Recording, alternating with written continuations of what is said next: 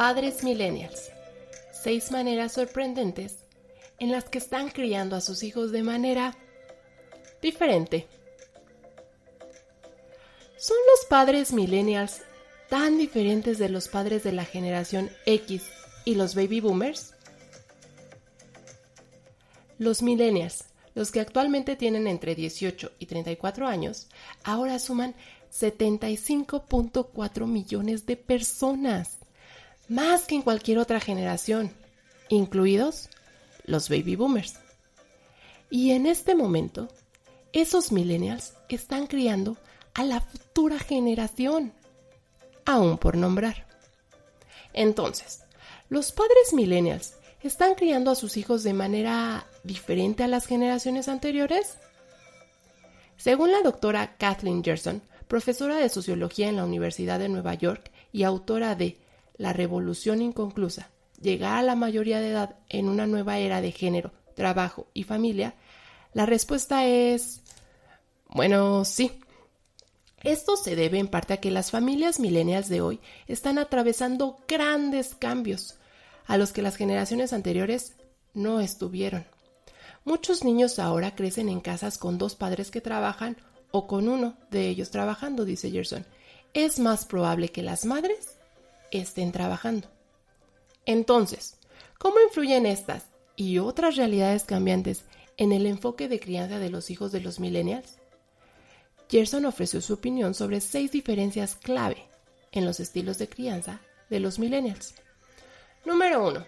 Los padres millennials están más ocupados, pero pasan más tiempo con sus hijos. Según Gerson, uno de los mayores conceptos erróneos sobre la crianza de los hijos hoy en día es que los padres son menos devotos que hace décadas. La investigación muestra que este no es el caso, dice Gerson. Aunque muchas familias ahora tienen 2 padres que trabajan, el hecho es que los padres de hoy pasan más tiempo con sus hijos que los padres de la década de 1950. Y no solo las mamás están más involucradas en la vida de sus hijos, el papel de los padres también está cambiando. Según una investigación del Centro para el Trabajo y la Familia de Boston College, en general, los padres millennials están más entusiasmados con los deberes de la crianza que los padres de generaciones anteriores. De hecho, muchas familias millennials, especialmente aquellas con 2 padres que trabajan, adoptan un enfoque de copaternidad, en el que las responsabilidades de todo lo relacionado con los niños se reparten más o menos equitativamente entre ambos padres. Eso significa que ambos padres también comparten la lucha por encontrar el equilibrio entre el trabajo y la crianza. Los estudios de Boston College han encontrado que el 85% de los padres de familia quieren pasar más tiempo con sus hijos. Número 2. Los padres millennials valoran la paternidad positiva sobre la disciplina autoritaria. A mediados del siglo XX hubo un fuerte cambio de la noción de que la disciplina estricta y la fuerza física eran formas aceptables e incluso buenas para establecer límites al comportamiento. Dice Gerson, es más probable que los padres de hoy refuercen los comportamientos positivos a que castiguen los negativos. Pero, ¿eso es algo bueno? Estamos en medio de un debate sobre si hemos ido demasiado lejos en la otra dirección, dice Gerson. ¿Estamos recompensando a los niños con demasiada frecuencia cuando no han logrado grandes cosas? Según Gerson, el veredicto aún no ha sido deliberado. Número 3. Los padres millennials valoran la unión, aunque no siempre a la hora de comer. Muchas familias todavía valoran las comidas como un momento para que todos estén juntos, pero la cena familiar tradicional es cada vez más difícil de llevar a cabo. A menudo ambos padres están trabajando con poco control sobre sus horarios. Los trabajadores asalariados pueden recibir sus horarios solo unas horas antes de tener que trabajar, y los profesionales pueden descubrir por la mañana que se espera que se queden hasta tarde. Todas estas incertidumbres dificultan la programación de cenas compartidas. Y, sin embargo, los padres de hoy todavía valoran pasar tiempo de calidad en familia. Han encontrado un momento diferente para hacerlo. Para muchas familias, los fines de semana se han convertido en el momento de estar juntos, dice Gerson. Número 4. Los padres millennials están súper seguros. Hoy en día, la mayoría de las familias, independientemente de sus ingresos o nivel de educación, quieren mantener a sus hijos lo más seguros posible, dice Gerson.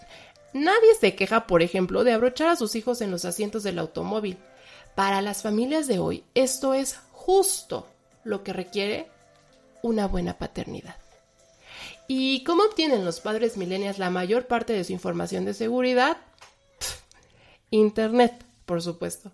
Conocidos como nativos digitales, las mamás y los papás millennials son la primera generación en tener consejos de seguridad constantemente al alcance de la mano, lo que puede funcionar para ellos o en su contra, como sugiere este artículo del New York Times del 2017.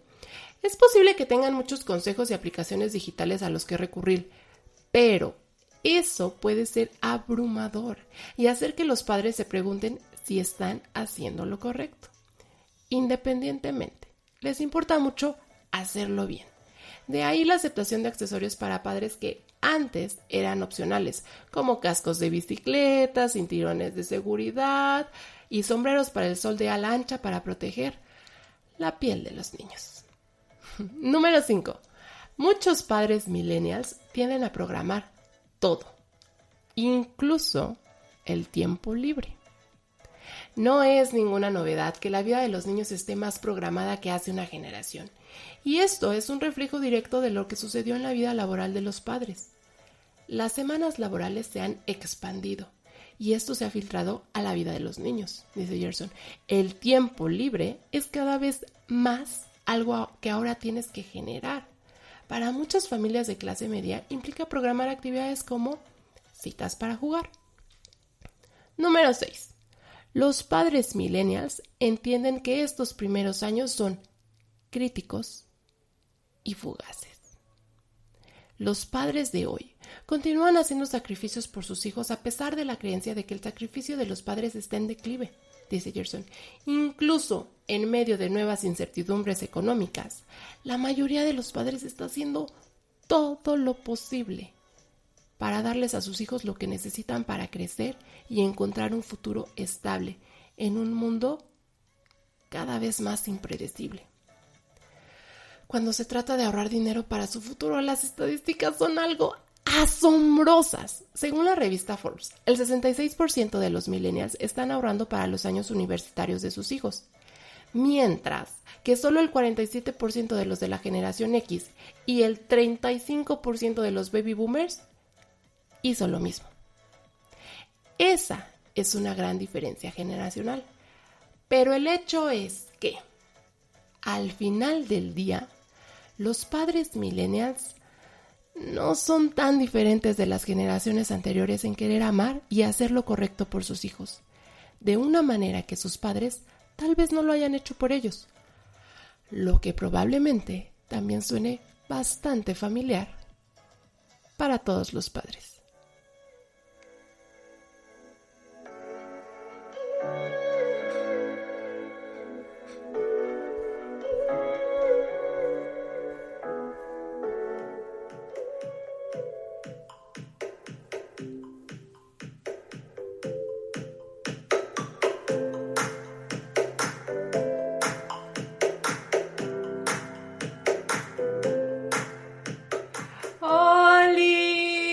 Amigas y amigos, ¿cómo están? Este no es otro capítulo de Tardes de Cuentos en Pijama con Cocoa. Este es Café y Cocoa. Ya por fin le pusimos un nombre. Sí hay un segundo episodio y aquí está conmigo Rodrigo. Querrás decir café. Café. Aquí está conmigo Café. Y bueno, pues nos animamos a seguirle con esto. Gracias a nuestros 4 suscriptores, sus papás y los míos, que nos echaron porras para, y nuestra amiga, nuestra querida amiga Cass, que nos echó porras para, pues seguir aquí. Como yo dije. Pondría en duda a mis papás. Sabemos de bueno, los míos también. Que los tuyos sí nos escucharon. Los míos también porque me regañaron por decir tantas peladeces, pero pues así soy. ¿Qué le hacemos? ¿No? Pero, bueno, nos animamos a seguirle y dijimos, nos costó mucho trabajo elegir el siguiente tema porque hay mucho de lo que hablar cuando hablamos de crianza, pero algo que nos pareció pues muy orgánico, muy natural, era definir, ¿no? ¿Qué es papá? ¿Qué es un papá y una mamá millennials? O cuáles son las características que nos podrían definir. Y encontramos este artículo el artículo original está pues obviamente en el New York Times, pero nosotros encontramos la referencia en la página kindercare.com por si la quieren buscar, y googleamos un poquito acerca de la doctora Kathleen Gerson, que también pueden encontrar todo lo referente a ella en su página, que es kathleengerson.com, y todos estos enlaces se los vamos a poner en la descripción para que anden ahí, bueno, si quieren seguir investigando, se den una vuelta por ahí. Pero bueno, vamos a empezar. Una manera diferente de criar. Yo creo que ese es, es como de los primeros puntos, que sea como reveladores cuando empiezas a como millennial a criar, porque no sé si tú recuerdes, pero y como les decía en el capítulo anterior, yo pensaba que iba a ser una mamá, pues, si no idéntica, muy similar a lo que era mi mamá. Y mi mamá, por las condiciones en las que estaba cuando yo nací,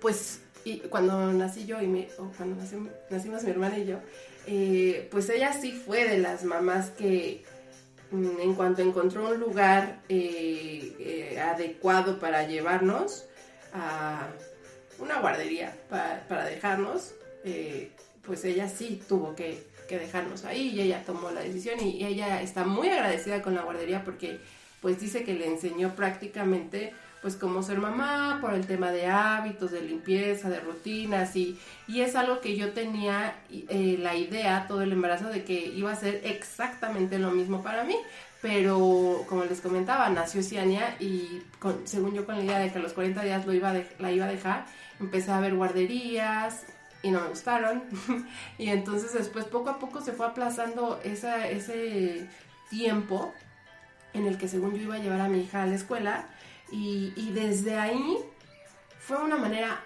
muy diferente de criar. O sea, yo al principio me sentía pues muy contrariada porque mi instinto de mamá, que al principio la verdad es que no es tan fácil de identificar, porque aparte estás en el posparto, estás en una revolución de hormonas que no sé si las mamás de antes no sufrían una depresión posparto, o simplemente no había tiempo de sufrirla, ¿no? O sea, tenías que darle a lo que sigue.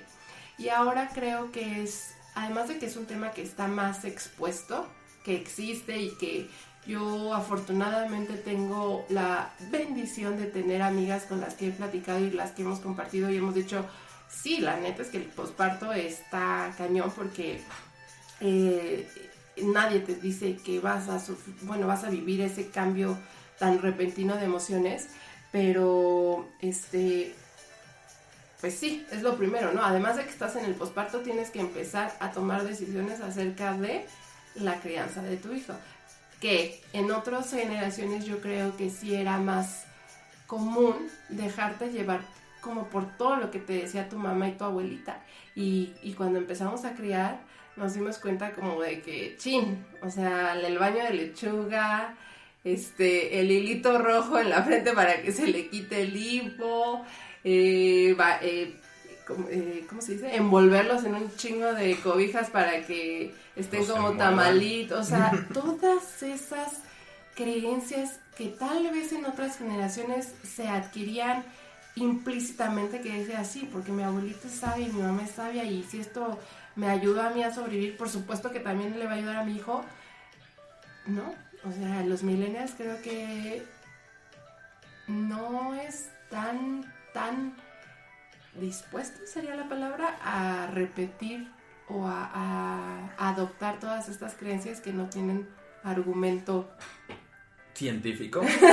Ojalá que sea eso, ¿no? Pero está muy delimitado por nuestro contexto. Yo hablo mucho siempre de contextos, creo, todo el tiempo. De contextos generacionales, como lo hablabas, pero también contextos sociales, ¿no? No es lo mismo, haber tenido una familia o empezado una familia hace 30, 40 años en un contexto en el que las dos personas o los dos proveedores tenían que trabajarse, la mamá y el papá, y tal vez delegarles el cuidado de los hijos a las abuelitas, o que se tuviera la fortuna de que a lo mejor alguno de los padres no tuviera que trabajar y pudiera a lo mejor dedicarse al hogar y al cuidado de los niños. Pero fundamentalmente en estos cambios que comentas, precisamente creo que es el acceso a la información y a, digamos, todos los recursos y contexto global que se tiene en la actualidad, ¿no? Ya, digamos, yo cuando empezamos con Cianya y alguna de tus tías decía que le amarráramos una moneda con un chícharo en el ombligo para que se le hiciera bonito. Sí. Me empecé a preguntar, ¿a poco de veras va a depender de eso? Ojalá no escuché este podcast. O sea, pero es que los canadienses, los nórdicos, que muchas de esas otras culturas que tienen, digamos, una fisonomía que se considera en estos tiempos más bella, les den eso a sus hijos. Y es que justo ese es el tema, que todos estos consejos te los dan de corazón, o sea, llevan una carga emocional, no nada más te lo dicen porque sí, ¿no? O sea, sí, realmente te lo dicen porque les importas, porque le importa a tu hija y o sea, híjole, cuando tú dices como, espérame tantito, ¿no? Sí, es como que, chíngale, o sea, para ti es difícil tomar esa decisión de decir, no, yo me recuerdo que, por ejemplo, el tema de cuántas chamarras se ponía Cianya, ¿no? O sea, era como, Rodrigo es súper, ¿qué será? de temperatura elevada. Entonces, no necesita. Un poco. Creo que no puedes seguir.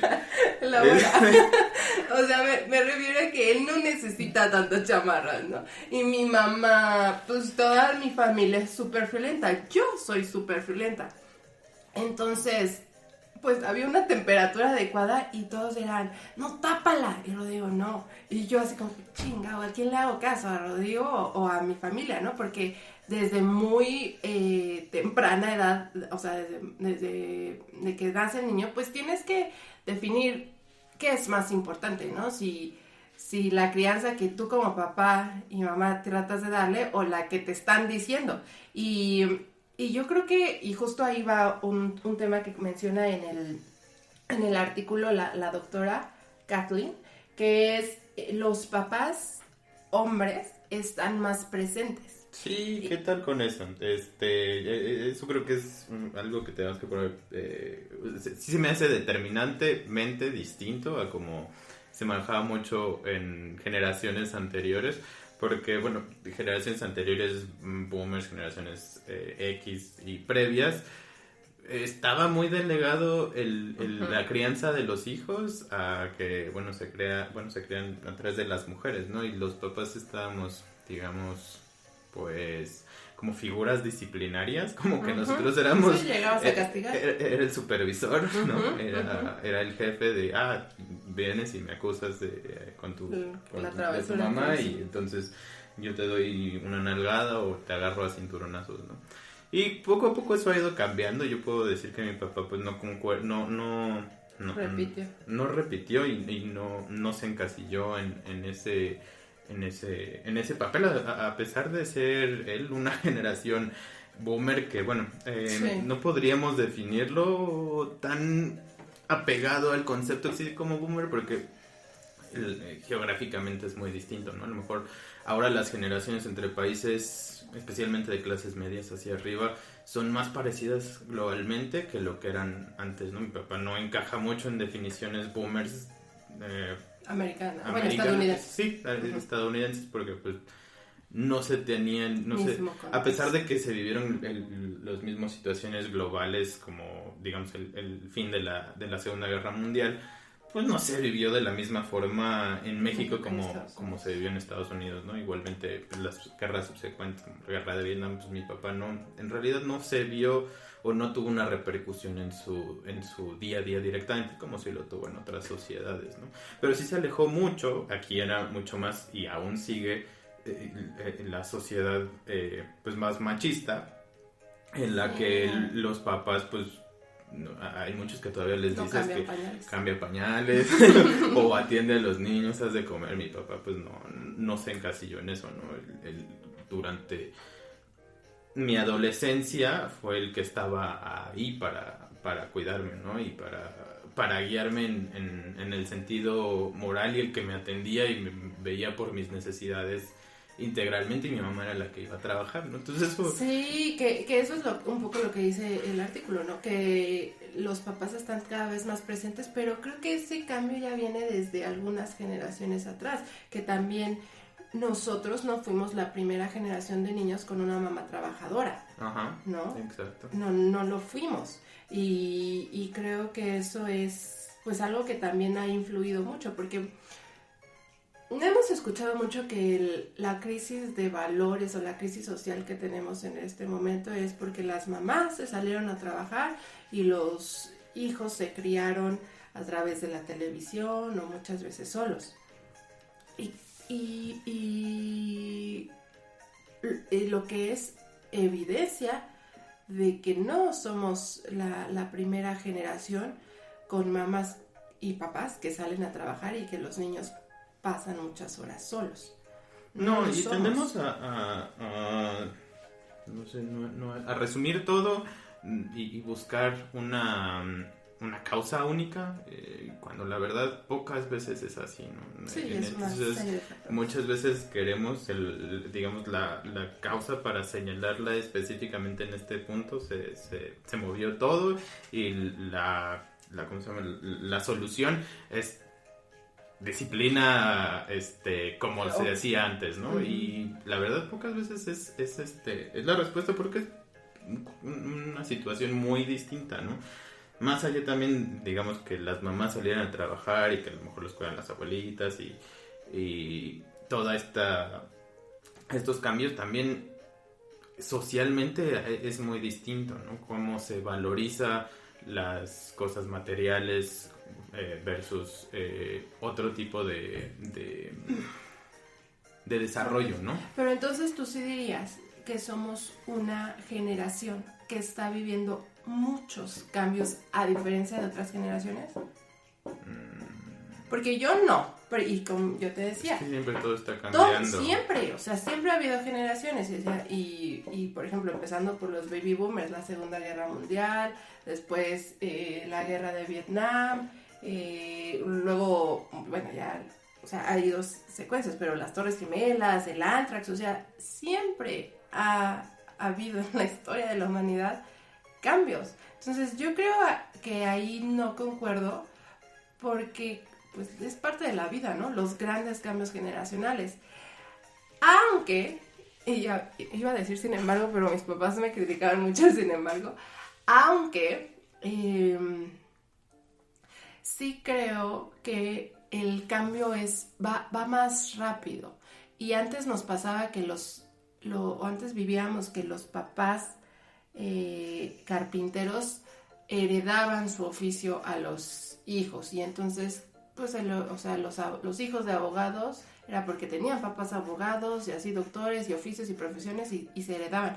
Pero creo que con el boom del internet ha abierto el panorama para que pues nuestra mente se abra, tengamos mucha más información, y ahora hay muchas cosas que podemos decidir hacer porque sabemos que existen, porque antes no existía esa accesibilidad a la información. Entonces, es como no podemos ser como 100% tajantes con que sí es una generación con muchos cambios, a diferencia de las otras, pero tal vez el cambio se ha ido mucho más rápido que en otras generaciones. Sí, definitivamente creo que eso es en parte, sí, en gran culpa Internet, como decías, y en general, digamos, medios de comunicación y todo lo que genera o que ha propiciado que se pueda dar esta globalización y que, digamos, eventos que pasan en un lugar del mundo, digamos, remoto, terminan afectándonos a todos, ¿no? Porque, pues, bueno, esta Estamos pandemia conectados. digamos, es el ejemplo más claro, mientras en otros, pues, se ha vivido la fiebre española y se ha vivido otras pandemias, pues la forma en la que esta nos afectó a todos, pues, es porque estamos más conectados que nunca, no solo virtualmente, ¿no? Previo a la pandemia, pues nunca se habían visto niveles o tráfico aéreo, digamos, tan constante como el que se tenía previo, ¿no? Y pues cada vez vamos a estar más conectados y los cambios pues parecen y son vertiginosos por cómo avanza la tecnología y las implicaciones que estaba teniendo. Digamos, de los 70 hacia acá vivimos en una etapa de hiperproductividad, que eso también ha terminado afectando y que, bueno, termina hilando en lo que dice el texto, ¿no? Se relaciona porque en la actualidad no tenemos, digamos, un horario tan finito para llevar a cabo nuestras actividades laborales, ¿no? Hay veces que y se maneja mucho bueno, tienes hora de entrada pero no tienes hora de salida, que es terrible, ¿no? Y que creo que a nuestra generación nos pesa mucho. Bueno, a mí sí es una cosa a la que constantemente regreso. Digo, afortunadamente no puedo decir que yo estoy o me siento absorbido totalmente por mi trabajo en este momento. Ha habido momentos en que sí, a veces tenía que trabajar madrugadas, etcétera. Digamos, uno va tratando de navegar esos horarios y equilibrarlos y digamos, de momento esto de trabajar desde casa es, o sea, a mí como papá me da una paz enorme poder estarlos viendo todo el tiempo. Y en otros casos no. Exacto, y eso es algo muy personal, ¿no? Y tenemos otras bueno, tenemos amistades, conocidos y evidentemente pues vemos a nuestro alrededor, pero es que eso no es la realidad de todo el mundo. Trabajar en casa es la misma condena. Ajá, y que además hay gente que no puede, o sea, y eso va a depender mucho de a lo que te dediques y de cómo tienes tu ingreso, etcétera. Es muy complicado, pero y algo que también, bueno, regresando una vez más a lo de los padres, pues tenemos que estar constantemente mediando el quién se hace cargo de estas responsabilidades con los hijos, ¿no? Y a mí sí me parece muy sorprendente y encomiable el cambio que se ha dado digamos, en cómo se ve la paternidad específicamente, porque pues, sí hay a lo mejor disculpen el término, pero porque me regaña mucho con esto, pero los papás luchones ahora sí. No sabía que lo suprimí. No lo dije lo otro, ¿no? Bueno, si lo hubiera dicho al revés ya me estuviera cacheteando. Pero, digamos, tenemos un amigo que a mí, yo me decía que, sí, me siento un papá responsable y digamos, yo cambio a mi hija, le cambio los pañales, la baña, etcétera, pero un día, y hablando de nuestra experiencia personal, yendo a una posada navideña del kinder de Ciaña, estando en primero de kinder, vimos a este señor que ahora, bueno, lo consideramos nuestro amigo, Iván, espero nos esté escuchando, con trillizos, así, y él se hacía bolas con todos cuando yo entre la pañalera y mi hija me era suficiente como para empezar a colapsar, ¿no?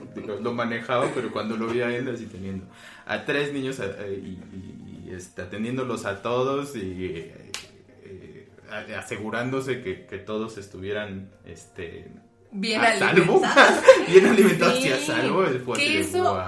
Que eso es algo que sí es un cambio muy evidente, porque este podcast lo escuchaba la vez pasada, lo escuchaba mi mamá con una de sus amigas y dice, por supuesto que no, o sea, por supuesto que los hombres no se van a poner a lavar trastes, a atender a los niños y tal vez no es una generalidad, pero no, a nosotros, nuestro contexto sí está rodeado de muchos papás que se involucran igual, o sea, al parejo.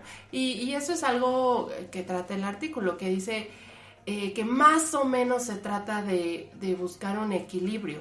Y es un tema que todavía tal vez no está al 100% porque la brecha laboral entre hombres y mujeres es todavía mucha, o sea, la diferencia entre salarios por la misma actividad todavía existe, pero sí yo veo que los papás, cada vez en la calle vemos más papás con pañaleras, cuando en los 50s era absurdo pensar que un papá iba a limpiarle la carita a un niño.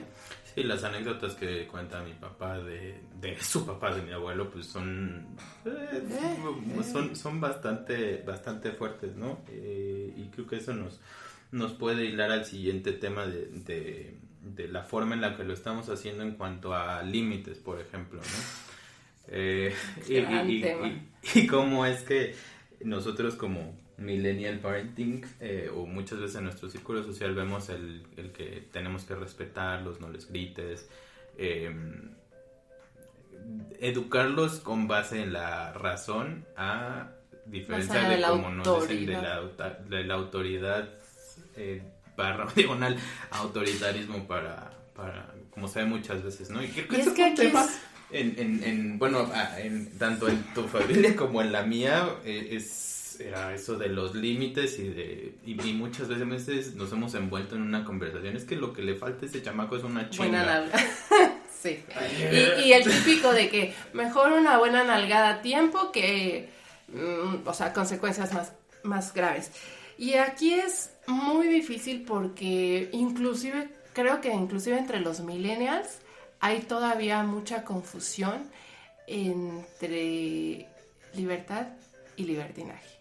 Aún con nuestros niños chiquitos, creo, como dice la doctora, sí, el veredicto todavía está por deliberarse y creo que todavía estamos muy confundidos acerca del tema porque en el afán de respetarlos vemos que hay niños con problemas de autoridad. Y o sea, yo estoy completamente a favor de que eso de la nalgada a tiempo no está bien, y no estoy diciendo que digamos la disciplina sea totalmente laxa, para nada, pero creo que precisamente es el punto medio. Tenemos que llegar al que el niño sepa sus límites, iniciando por su seguridad básica. Yo muchas veces a mis hijos les digo, tienes que seguir esta ¿cómo se llama? No le mando, pero tienes que seguir la instrucción que te estoy dando, porque es por tu seguridad y esta no la puedo negociar, ¿no? Porque en caso de que algo pase, pues va de por medio que tú estés seguro, y en lo cual no acepto a lo mejor discusiones, ¿no? Pero justo sí tenemos que encontrar ese punto medio, porque muchas veces también hemos llegado y hemos tenido la conversación de que pues a mí mi mamá me pegó y mira, estoy bien, ¿no? Y cuando en realidad la salud mental es un tema bastante fuerte que no se trata como debería. Que yo creo que ahí está la clave, ¿no? O sea, que tú tengas muy claro cuál es el marco de referencia en el que se va a desenvolver el niño. Yo, por ejemplo, Rodrigo es una persona que, como acaba de decir, la seguridad es súper importante, ¿no? Y al principio, el simple tema del asiento para el carro fue un tema, porque algunos nos decían...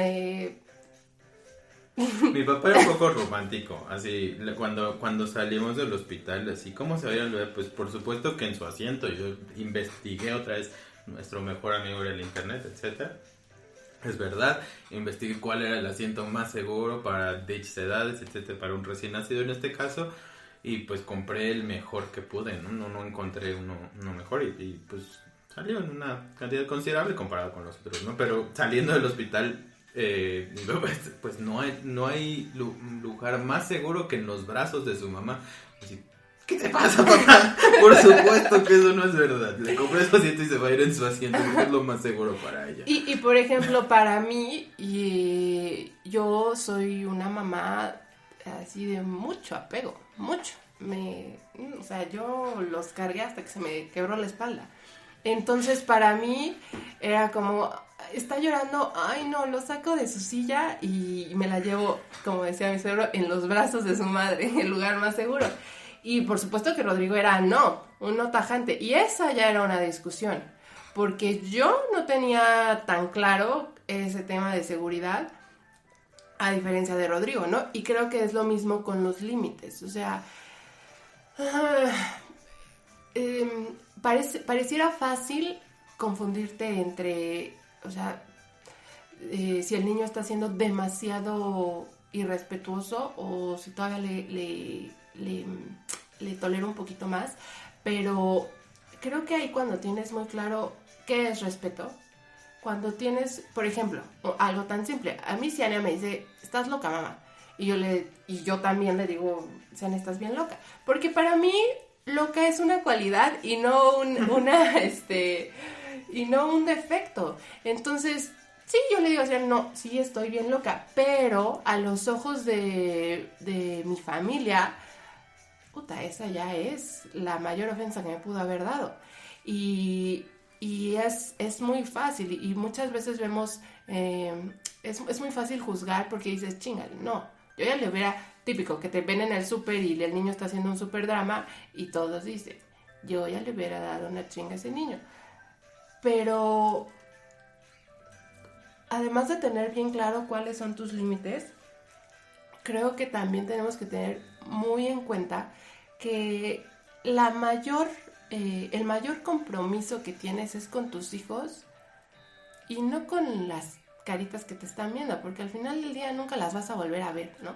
Y un berrinche o un desborde emocional es una muy buena oportunidad para enseñarle a tu hijo de tolerancia a la frustración, de límites, de reglas y por supuesto que le vas a respetar el que llore y se frustre porque no le vas a comprar las galletas, pero creo que también es bien importante identificar que no le vas a estar soportando golpes, porque sí, ahí es cuando te confundes. Cuando empieza a transgredir la integridad de los derechos de alguien más, creo que es un límite muy claro, así tajante, pero que es muy fácil confundir. En ese momento se para, ¿no? No puedes empezar o dejar que transgreda a alguien más, porque entonces, pues ahorita es un niño y tiene la fuerza de alguien de 3, 5, 7 años, pero ¿qué pasa cuando es un adolescente? Y entonces o así mismo y se frustra, ese adolescente se frustra con su novia. Sí, exactamente, y empiezan los golpes y todas esas o cuando ya tiene... o se empieza a cortar o sea, temas que son muy que ahorita de niños vemos, no pasa nada si me da una patada, no pasa nada, no me dolió, ¿no?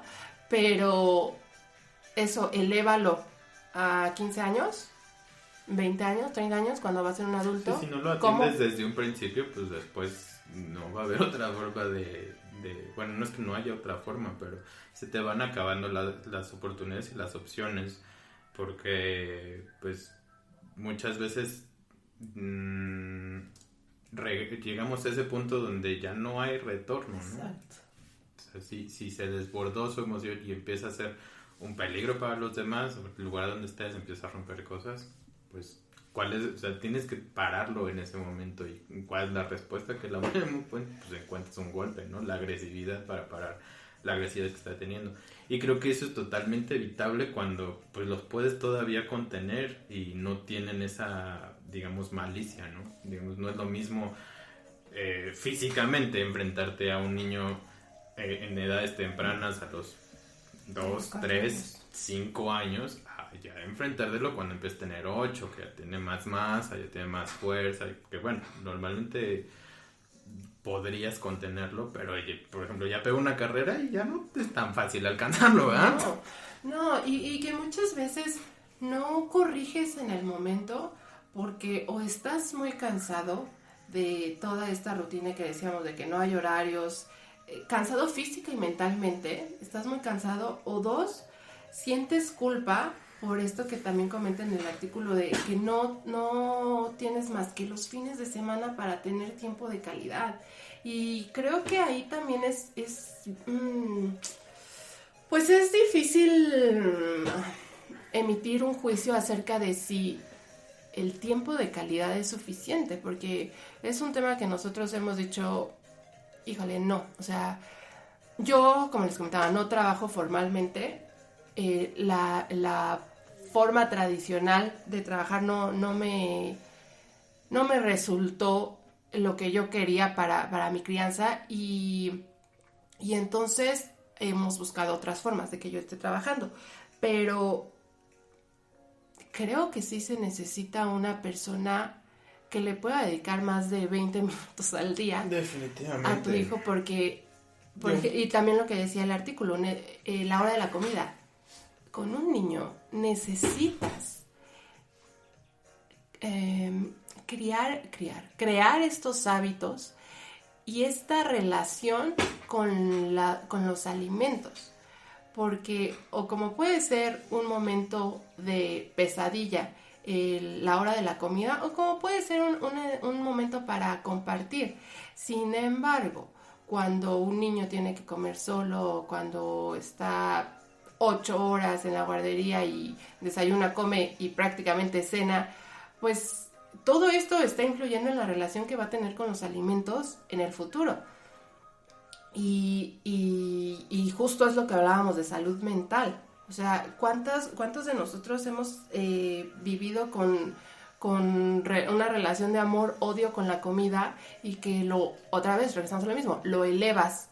Que dices, bueno, si se come la zanahoria o no, ahorita no importa, si come un montón de dulces ahorita sí o no importa, pero todas estas acciones elévalos a su adolescencia o su vida adulta y se van convirtiendo en problemas de muy grave, pues salud física y mental, de los que precisamente a veces ya no hay retorno. Sí, creo que es totalmente, la vida se va haciendo momento a momento y esto de que el tiempo que les dediques, aunque sea poco, sea de calidad, me parece muy sobrevalorado y especialmente por lo que hemos vivido recientemente, digo. Puedes mucho decir que como papá solo te preocupes por darles momentos de calidad, pero ellos durante el día tienen muchos momentos, ¿no? No tienes... Si solamente estás con ellos, digamos en las noches o como papá, tal vez que llegues y ya estén dormidos y los ves y apenas los puedes despertar, pues te vas a perder de todas las interacciones que puedas tener con ellos en el día. Y más que las pierdas, te pierdes, más que pierdas los momentos, pierdes la oportunidad de modelar conductas con ellos. No es lo mismo que si tu hijo se siente frustrado y está buscando su figura de apego, que pues, en los primeros años pues siempre van a ser sus padres, de darles esa seguridad y de ayudarlos a transitar con esas emociones que en ese momento son muy difíciles, y en esas, digamos, eso es lo primordial que deberían de aprender a hacer antes de cualquier otra cosa, ¿no? Porque el regular estas emociones es lo que les va a permitir a ellos transitar cualquier tipo de situación en su vida, ¿no? Tanto en la escuela como a nivel profesional, como en la interacción social con sus pares. Y nos tenemos que enfocar mucho en eso, y esas actitudes o esas solamente se van a dar, o esas situaciones pues se dan de forma orgánica, no es que las puedas programar ni decir, bueno, entonces ahora voy a ir a exponerlo a que, no sé, esté jugando con su amigo y le pegue, ¿no? Como los playdates, ¿no? Ajá, entonces no podemos pausar el que ellos tengan experiencias, y todas esas experiencias pues, es tan directo como la programación, ¿no? Ellos tienen una entrada, van a procesar esa emoción, van a procesar esa información que le está llegando del exterior, esos estímulos, el dolor, la tristeza, lo van a procesar y van a tener una salida. Y si no estás, digamos, ahí para ayudarlos en ese proceso, pues entonces pueden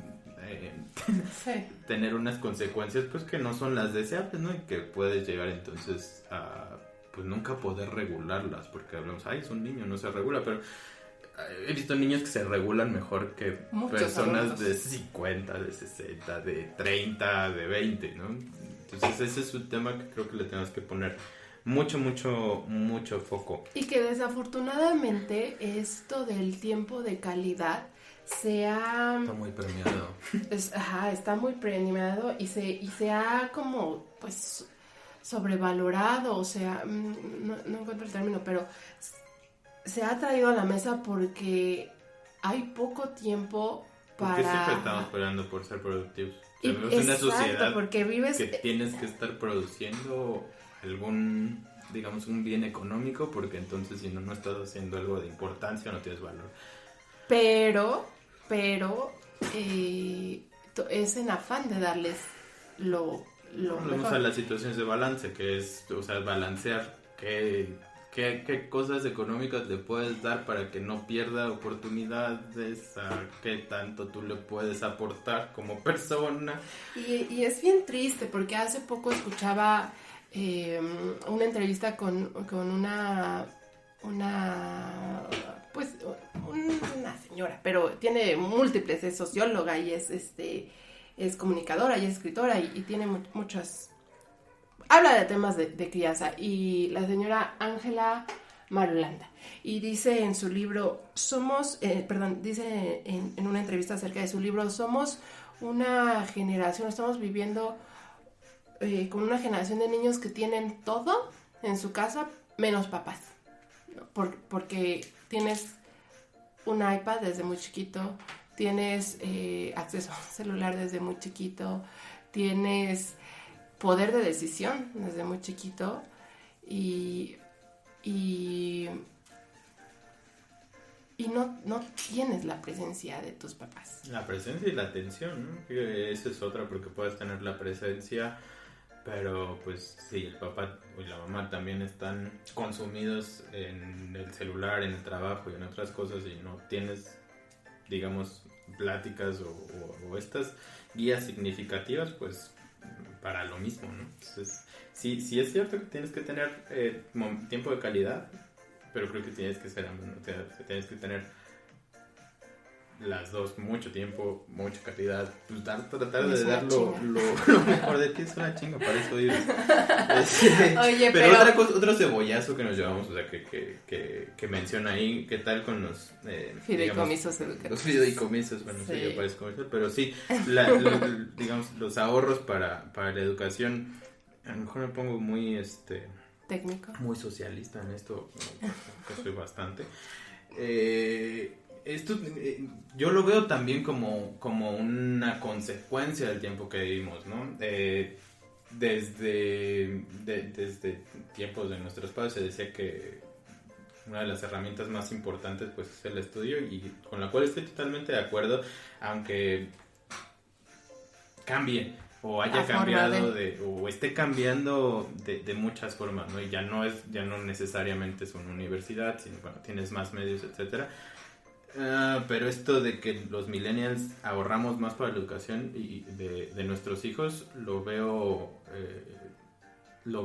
muy relacionado a la situación actual, porque hay mucha incertidumbre de qué es lo que va a pasar mañana. ¿Me va a alcanzar para pagarles su escuela? Porque ahora las escuelas, y bueno, viendo de dónde viene este artículo, Estados Unidos están en este momento pues en una crisis por el sobreendeudamiento de las becas escolares. Bueno, no son becas, sino financiamientos escolares, ¿no? Porque digamos, tomas un préstamo para pagar tu escuela y al final tal vez ese trabajo que obtengas por ir a esa escuela no va a terminar pagando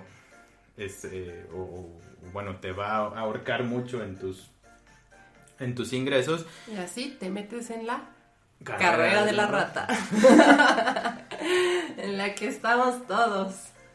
Todos, bueno, no podemos generalizar, Bueno. recuerda, pero muchos estamos en ella, y en nuestro entorno pues lo vemos mucho, ¿no? Que estamos eso es algo siempre por eso.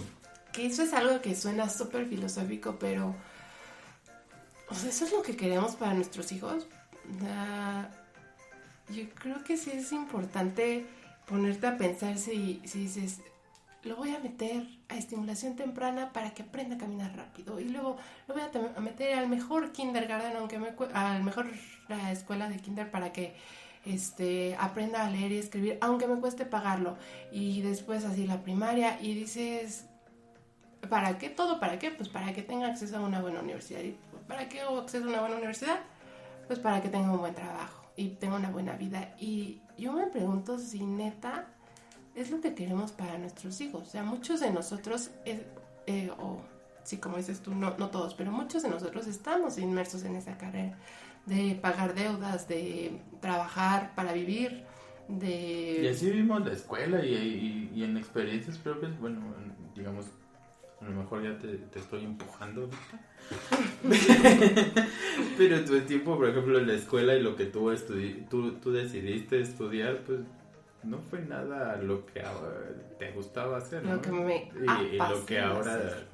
Pues sí, exactamente, lo que te apasiona hacer y lo que quieres desarrollarte y lo que en realidad te hace feliz. Digo, probaste los dos mundos y pues si te pones en retrospectiva, pues en la escuela tú tuviste mejores calificaciones que yo siempre, ¿no? Eras muy ñoña, pero estabas inmersa en esta carrera de la rata en la que pues era estudiar, calificaciones, videos y luego cuando te enfrentas al mundo, ¿qué pasa? Sí, no, esa no es la fórmula de la felicidad. Y aunque desde muy chiquita mi papá decía, el dinero no es la felicidad, pero ¿cómo ayuda? Híjole, no es implícito que si hay suficiente dinero encuentras la felicidad, así como pues también es bien difícil encontrar la felicidad si no tienes cubiertas tus necesidades básicas. Sí. Y bueno, de eso hay también estudios, ¿no? El dinero está relacionado directamente a la felicidad hasta cierto punto, ¿no? Hasta que cubres tus necesidades básicas, pero más allá ya empieza a tener, digamos, la relación se pierde. No siempre, y creo que eso, bueno, yo lo he visto también mucho en el trabajo, que siempre estamos buscando tener más dinero y nunca sabemos dónde es suficiente, nunca sabemos dónde parar. Porque no tienes tus objetivos claros, ¿no? Porque no te preguntas, sí, no tienes tus objetivos claros, pero más allá de tus objetivos claros, muchas veces esos objetivos son tener, quiero tener este carro, quiero tener, pero pocas veces nos sentamos a preguntar, bueno, ¿qué me gusta, no? ¿Qué me va a dar, o sea, realmente quiero tener el Ferrari en mi casa? ¿Realmente eso me va a hacer feliz? O digo, tener, digamos, un teléfono de 30,000 pesos me va a hacer más feliz, me voy a sentar más contento en las mañanas. Aunque, a ver si no dije ahora más aunque es que sin embargo, pero no sé si te acuerdas, pero al principio que decían no sé si ustedes sepan, amigos y amigas millennials, pero en el primer año de vida es recomendable que al bebé lo lleves por lo menos, o bueno, una vez cada mes a revisión, ¿no? Y pues como primerizos, si se le sube un poquito la temperatura, ya, corres al doctor. Si le sale un poquito de moco, corres al doctor. Si hizo más popó más aguada, vas al doctor, ¿no? Y entonces esta reflexión nos llegaba cada que ibas al pediatra que decías, chingale, o sea, ahorita nosotros estamos bien preocupados porque la niña hizo popó amarilla en vez de verde. Pero podemos pagar la medicina, si bien es cierto y como escuchaban, no teníamos los mismos hábitos financieros, siempre ha alcanzado para pagar las medicinas. Pero ¿qué pasa cuando no? ¿Qué pasa cuando no lo llevas al doctor? Y ya no es un tema de si el Ferrari me va a dar la felicidad o no. Es un tema de si pagar las medicinas me va a hacer feliz o no. No, evidentemente necesitamos tener una seguridad financiera pues para poder proveernos de las cosas básicas, ¿no? Porque finalmente pues digamos, lo que estamos tratando es de darles las herramientas y pues no todo es gratis, ¿no? Aunque nos gustaría y el concepto de que todos somos iguales ante la ley y ante todo y que la seguridad médica y la seguridad social está garantizada, pero no es verdad.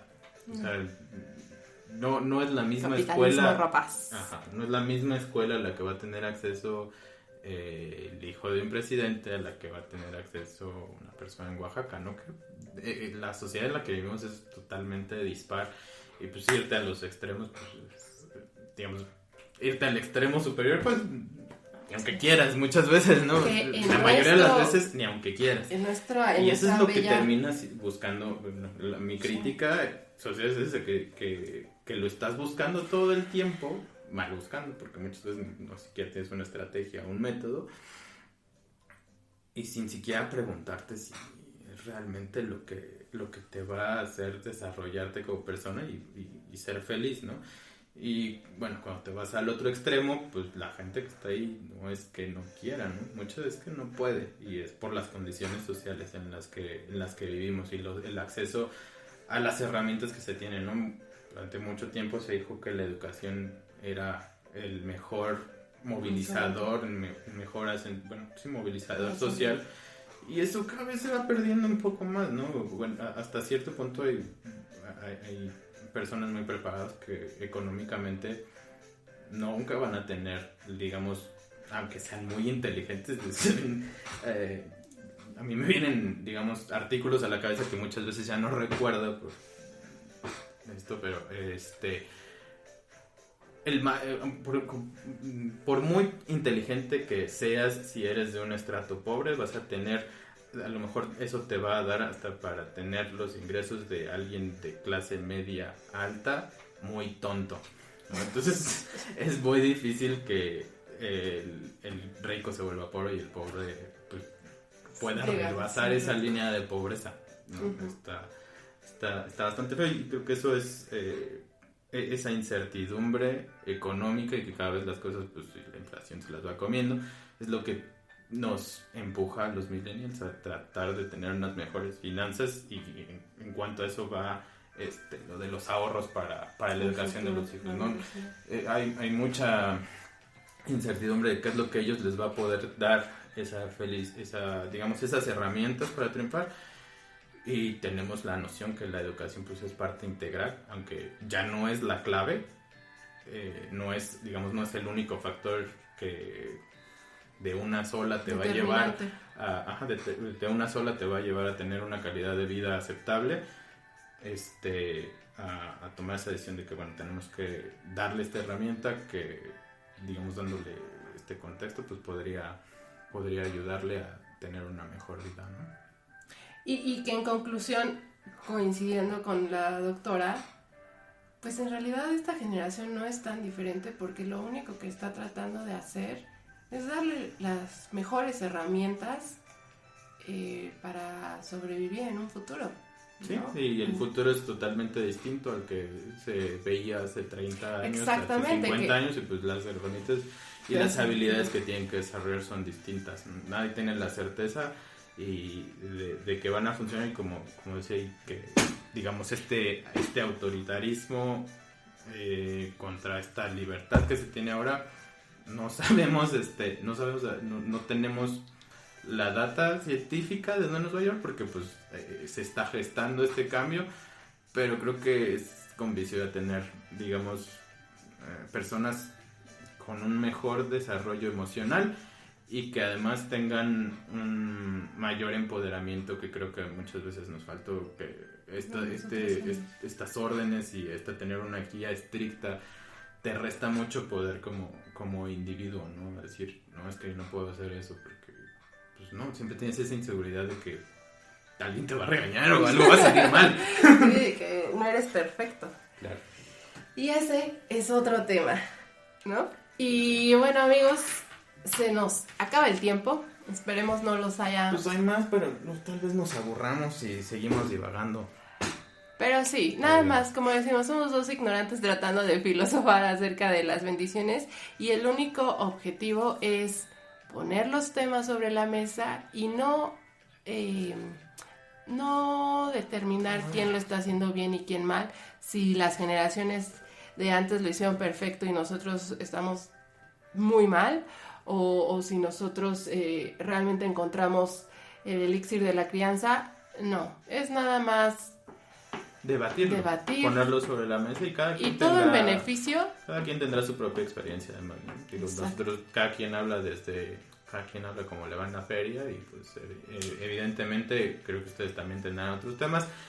Estamos, está aquí preparando, digamos, las herramientas para que a lo mejor pueda haber más interacción, ¿no? Y todos nos nutramos en esta aventura de ser millennials y ser papás. Y bueno, amigos, todo en beneficio de las bendiciones.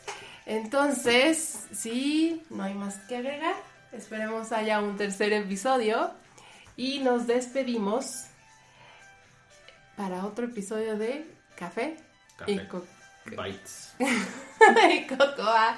Bye, amigos. Y adiós. Bites.